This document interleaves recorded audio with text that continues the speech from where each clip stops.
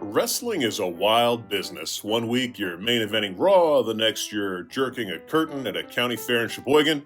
Some stars burn bright, others burn out before the pyro even settles. These are the wrestlers who got a monster push, a WrestleMania moment, or a rocket ride straight to the moon, and then were spent faster than Shane McMahon's cardio. I'm Senior Siete for 7 Wrestling. Let's take a look at 7 WWE wrestlers who were huge, but only for like 5 minutes. Now, before we get into that, we appreciate your support, so if you enjoyed this video, please hit the like button, subscribe to the channel, and rock bottom that notification bell. Also, we've got a second channel. Check out 7 Entertainment, all the snark you love from 7 Wrestling, with a broader range of topics, TV, music, movies, you name it. Head over there now to see me, your good buddy Senior Siete, co-hosting a video about celebrities who have dated pro wrestlers. Number 1, Ozzy, ugh, ugh, ugh. For about 5 minutes in 2003, the WWE was convinced that Nathan Jones was the next big thing. Billed as the Colossus of Boggo Road, Jones had the backstory of a movie villain, complete with a criminal past and a prison nickname that sounded like an energy drink. WWE saw dollar signs, fans saw red flags, and Nathan saw the inside of catering after being quietly pulled from his WrestleMania debut because he was very bad at, friggin' wrestling. This was a guy who was supposed to team with The Undertaker at WrestleMania 19. That's the wrestling equivalent of being handed the keys to the Batmobile on day 1. But before the bell could even ring, WWE suddenly rode him out with a backstage attack angle, leaving Taker to go solo against the Big Show and A-Train. Translation, Big Show and A-Train were totally cool, losing what was pretty much a handicap match rather than have to get into the ring with Jones. And if you're too green for a tag match, let me put that in perspective. Snooki had a tag match at WrestleMania. But wait, it gets weirder. In a later interview, Jones revealed he started lactating during training. Yes, his chest was leaking like a faucet, possibly from some kind of enhancement he was taking part in.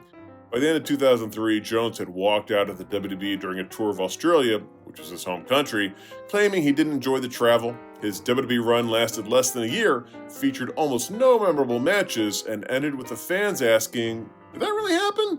Jones was a monster push with no plan, no polish, and apparently no control over his nipples. We promise that'll be the last time we talk about lactating in this video. Number 2, animal adjacent. There was a time in 2011 when WWE fans collectively squinted at their screens and said, "Wait, is that Batista with an Instagram filter?" Enter Mason Ryan, the Welsh powerhouse who looked like a Greco-Roman statue and had the emotional range of one.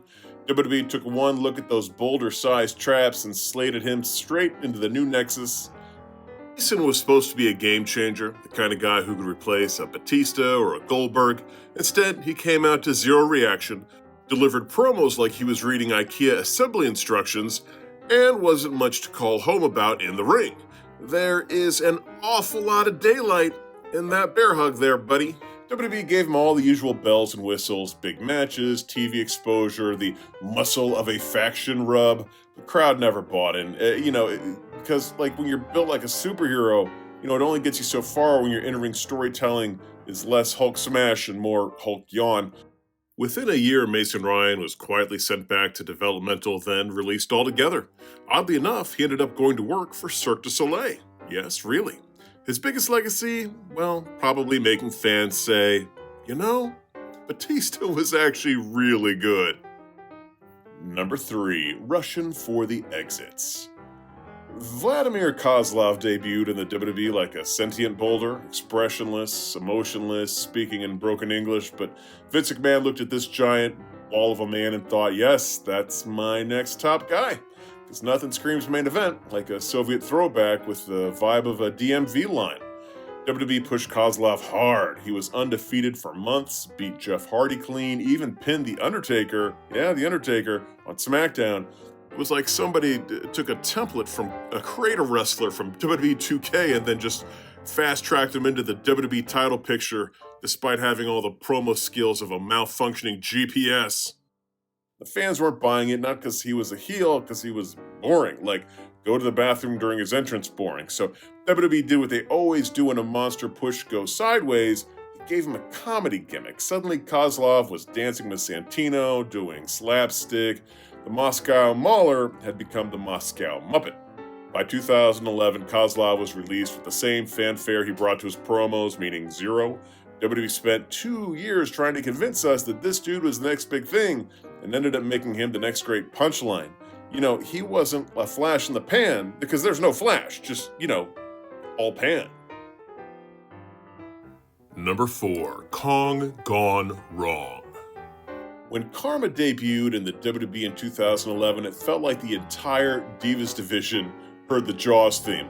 Formerly known as Awesome Kong in TNA, she was a wrecking ball in a world of catwalk models and butterfly belts.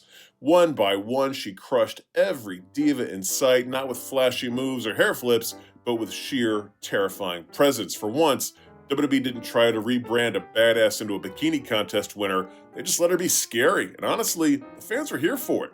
But just as it looked like Karma was going to tear through the division and give Beth Phoenix the battle of a lifetime, everything screeched to a halt. In a bit of a shocking twist, Karma revealed that she was pregnant. And in a rare moment of humanity, the WWE let her cut a real emotional promo in the ring, and then did what the WWE does best and forgot she existed.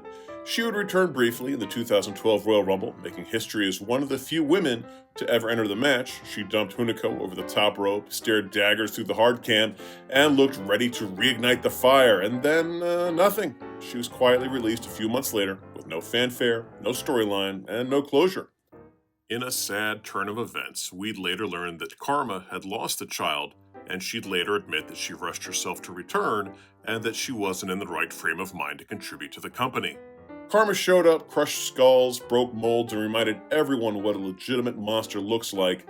Karma might have redefined women's wrestling years before the so-called women's evolution. Instead, she got 5 minutes and left the fans wanting 5 years more. Number 5, the doc is out. If you only watched the WWE, you'd be forgiven for thinking that Steve Williams was just some muscle-bound tough guy who showed up, got knocked out, and disappeared. But in Japan and the NWA, Dr. Death was the man.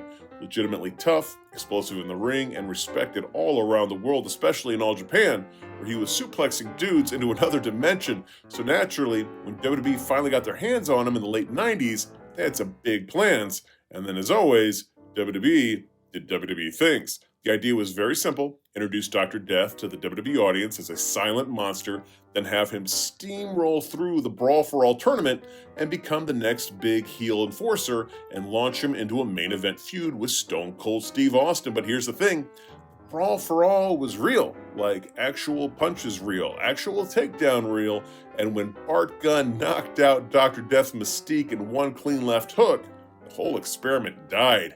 Suddenly, this no-nonsense, legit badass had the stink of exposed tough guy all over him.